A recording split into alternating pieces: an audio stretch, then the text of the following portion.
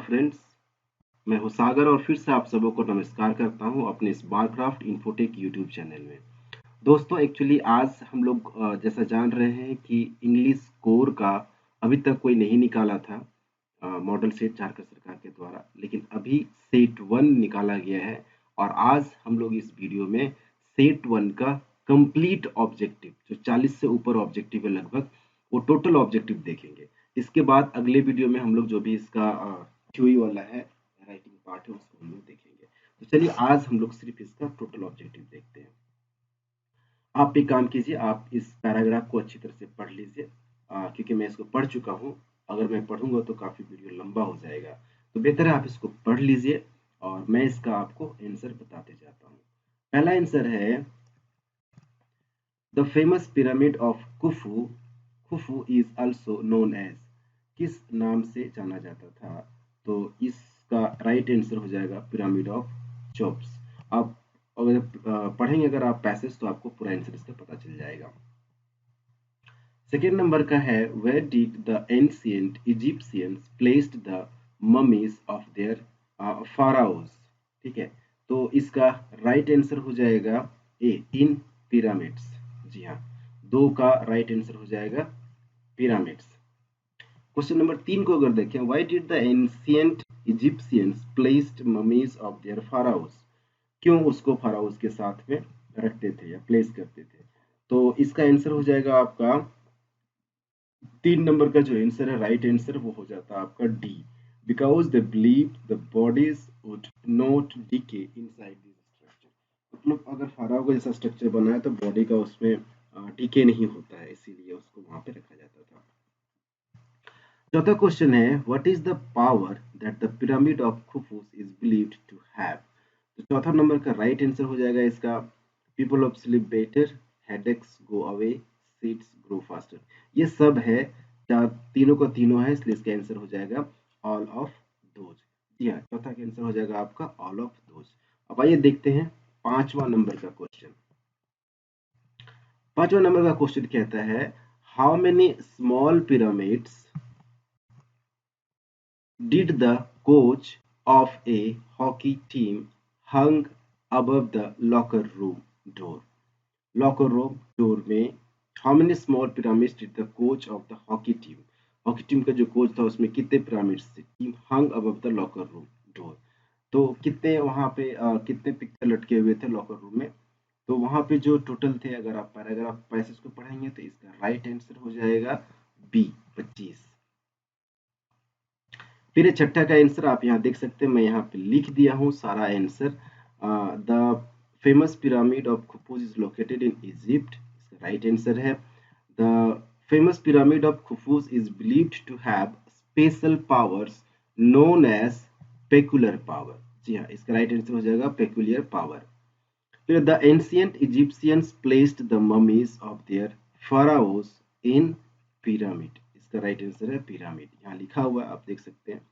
It is believed that the shape of pyramid gives it power. Shape of pyramid जो था उसको power देता था, ये हो जाएगा shape of pyramid is the right answer.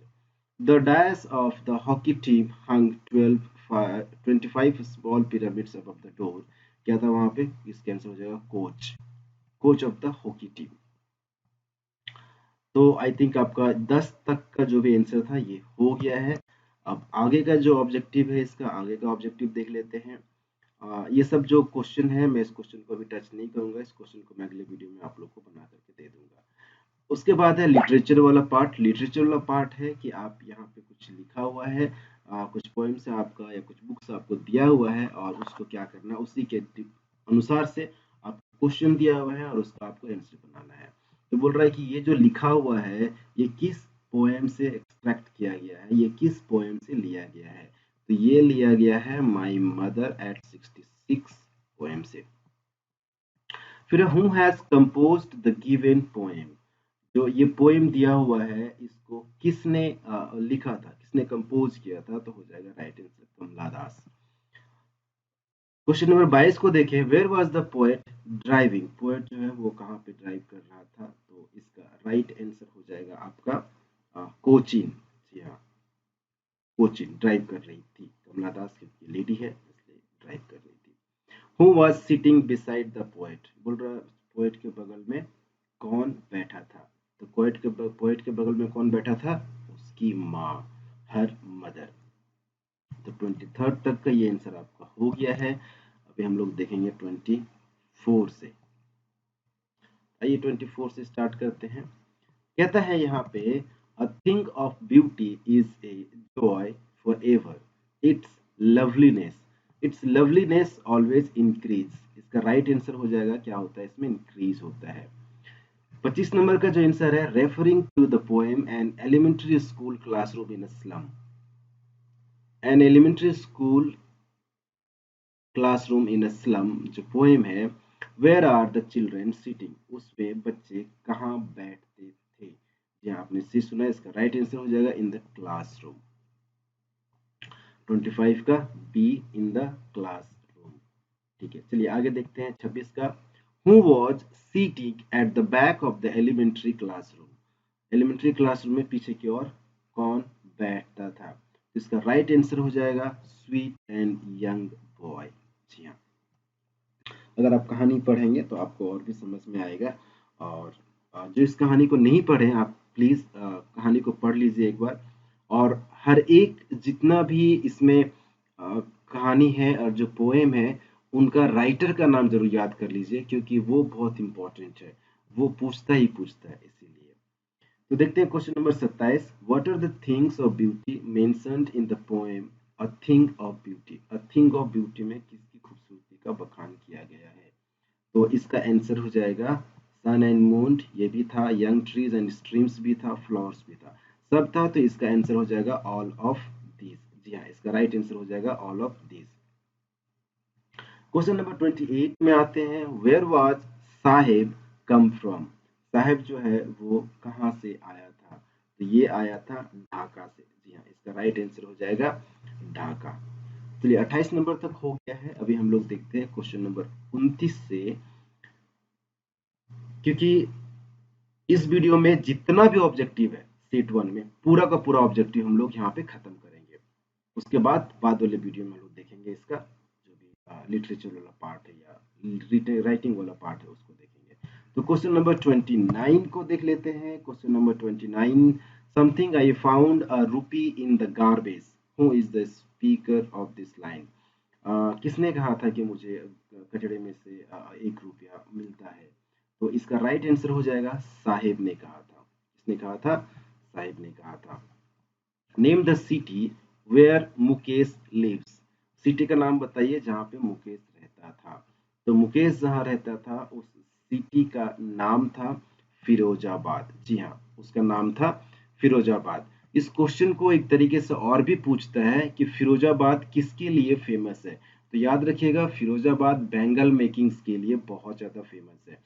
तो इस चीज को ध्यान में रखिएगा। अगर क्वेश्चन घुमा के भी पूछे कि फिरोजाबाद किसके लिए फेमस है, या अगर पूछता है कि बंगाल बैंगल्स मेकिंग जो फेमस है वो कहाँ कहाँ से है, कहाँ बेंगल मेकिंग जो है वो फेमस है, तो आंसर फिरोजाबाद हो जाएगा। किसी तरह से क्वेश्चन घुमा के पूछे, आप लोग थोड़ा उसको याद रखिएगा। क्वेश्चन नंबर 31 में बोलता है which country was defeated in the Franco Persian war. Franco Persian war में कौन हारा था। जी हाँ, तो फ्रांस इसमें क्या हुआ था, हार गया था। क्वेश्चन नंबर 32 में है which language was taught by M Hamel in school. M Hamel जो थे वो स्कूल में कौन सी लैंग्वेज में पढ़ाते थे। तो आप लोग कहानी जो जिनको मैं पढ़ाया हूँ वो जानते हैं कि वहाँ पे क्या पढ़ाते थे, वो फ्रेंच पढ़ाते थे। फिर टेंशन बोलता है who is the author of deep water. Deep water जो है उसके राइटर कौन है। तो डीप वाटर के जो राइटर हैं ये है विलियम डॉगल्स। जी हाँ, ये इसका राइट आंसर है। क्वेश्चन नंबर 34 को देखिए। Exert Indigo is an exert from which book of the author. Which book of the author. तो इसका राइट आंसर हो जाएगा आपका the life of Mahatma Gandhi. जी हाँ, लाइफ ऑफ महात्मा गांधी के ऊपर ये है इंडिगो जो बुक है। सो 34 तक हो गया आपका। अभी अब देख लेते हैं question number 35। Who was Rajkumar Shukla. Rajkumar Shukla कौन थे।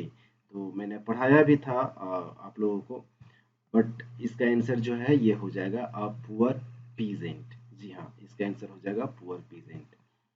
क्वेश्चन नंबर 36 को अगर देखें तो क्वेश्चन नंबर 36 कहता है who is the writer of we two are human beings. किसने ये किसने लिखा है we two are human beings. तो इनको लिखने वाले हैं बामा। जी हाँ, राइट आंसर हो जाएगा इनका बामा। Who is the main character of the story the tiger king. The tiger king का जो मेन कैरेक्टर है वो सॉरी वो कौन है। तो इसका आंसर हो जाएगा द महाराजा ऑफ प्रतिबंधापुरम। यहाँ जी हाँ, इसका राइट आंसर ये हो जाएगा 37 का ए। अभी देखते हैं 38 में who was Jansie in going places. तो कौन इसका आंसर राइट हो जाएगा आपका who was Jansie in going places. इसका हो जाएगा सोफीज फ्रेंड। जी हाँ, इसका आंसर हो जाएगा सोफीज फ्रेंड। नेक्स्ट क्वेश्चन देखते हैं how many years ago did Gondwana exist. ठीक है, गोंडवाना एग्जिस्ट करता था कितने साल पहले। तो इसका राइट आंसर हो जाएगा 650 मिलियन ईयर्स। जी हाँ, इसके पहले क्या था वो एग्जिस्ट करता था। फिर बोल रहा है हु वाज डॉक्टर सदाव। डॉक्टर सदाव कौन थे। तो ऑब्वियसली यहाँ तो लिखा हुआ है, ये देखिए डॉक्टर थे, फिर भी ये क्वेश्चन पूछा है तो इसका आंसर सबको पता होगा कौन थे वो डॉक्टर थे। तो 40 नंबर तक का क्वेश्चन हो गया। अब आइए देखते हैं 41 से आगे का क्वेश्चन। तो 41 का जो क्वेश्चन है in which year was the prince of Pratibandhapuram born. कौन जन्म लिया था वहां पे। तो 41 का जो राइट आंसर है वो हो जाएगा आपका in the hour of the bull. जी हाँ, इसका राइट आंसर यही है। फिर देखते हैं question number 42 let tigers beware who said this. किसने कहा था। तो ये कहा था 42 का सी द प्रिंस जंग जंग बहादुर। जी हाँ, जंग बहादुर ने इस लाइन को कहा था। 43 का आंसर क्वेश्चन है whose face was burned away by the acid. किसका चेहरा एसिड से जल गया था। तो इसका राइट आंसर हो जाएगा डेरी। जी हाँ, डेरी का चेहरा जो है वो एसिड से जला था। 44 नंबर का क्वेश्चन में आते हैं, बोलता है Bama was pen name of a dash Dalit writer. कहाँ से था। तो ये इसका राइट आंसर हो जाएगा तमिल। जी हाँ, 44 का ए हो जाएगा आंसर, राइट आंसर तमिल। जी हाँ, अब आइए हम लोग आगे का क्वेश्चन देखते हैं। आई थिंक अभी और कुछ क्वेश्चन 45 से लेकर 49 तक जो है ये भी ऑब्जेक्टिव है, तो इसको भी देख लेते हैं। और इसका आंसर हो जाएगा यहाँ पे Sophie Sophie Jansie are destinated to work in the dash factory. तो इसका राइट आंसर हो जाएगा कहाँ पे काम करना चाह रहे थे। ये बिस्किट फैक्ट्री में काम करना चाह रहे थे। ठीक है, उसके बाद कहता है यहाँ पे most of the arable land in Champaran district was divided into large estate owned by. किसके द्वारा था। तो ये 46 का आपका जो आंसर हो जाएगा ये था इंग्लिश मैन। इनका राइट आंसर हो जाएगा इंग्लिश मैन। ये दो में आ जाएगा। तीसरा नंबर में कहता है यानी कि 47 नंबर क्वेश्चन में doctor सदाव Hawking's house was built on a spot of the. तो इसका राइट आंसर हो जाएगा जापानीज। जी हाँ, ये हो जाएगा आपका 3 नंबर में जापानीज। उसके बाद कहता है यहाँ 48 में क्या कहता है French was expected to be prepared with dash for a school that day. तो 48 का जो आंसर हो जाएगा इसमें हो जाएगा क्या पढ़ाया था उनको पार्टिसिपल्स पढ़ाया था। चलिए ठीक है, उसके बाद कहता है यहाँ पे लास्ट में when the 100th tiger was not found Diwan the Diwan brought a tiger from the people's park in dash। क्या हो जाएगा इसका राइट आंसर 49 का मद्रास। जी हाँ, क्योंकि लास्ट ही बचता है तो इसका आंसर हो जाएगा मद्रास। तो दोस्तों आई थिंक ये आपका कंप्लीट हो गया है। मैं एक बार आपको यहाँ पे लिख देता हूँ कि कौन सा क्वेश्चन में क्या आएगा। 1 नंबर में ये जाएगा आपका, और फिर 2 नंबर में ये जाएगा, और 3 नंबर में आपका आ जाएगा जापानीज, और 4 नंबर में आपका आ जाएगा यहाँ पे पार्टिसिपल, और ये 5 नंबर में आ जाएगा आपका मद्रास। तो मैंने 1 2 3 4 करके यहाँ पे लिख दिया ताकि क्या हो कि आप लोग को बेहतर तरीके से समझ में आ जाए। तो दोस्तों अगर ये वीडियो आपको अच्छा लगा है तो प्लीज आप इसे सब्सक्राइब जरूर करें। थैंक यू दोस्तों।